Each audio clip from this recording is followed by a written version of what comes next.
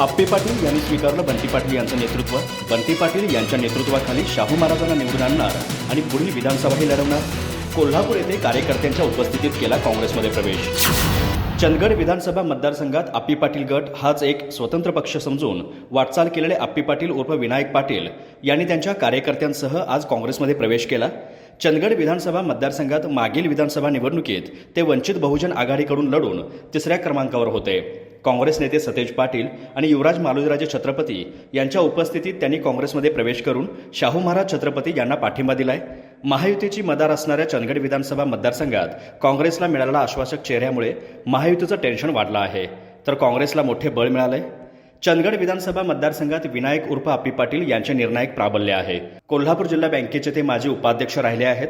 सर्वसामान्यांची नाळ जुळलेल्या आप्पे पाटील यांची भूमिका ही चंदगड विधानसभा मतदारसंघात महत्त्वाची आहे.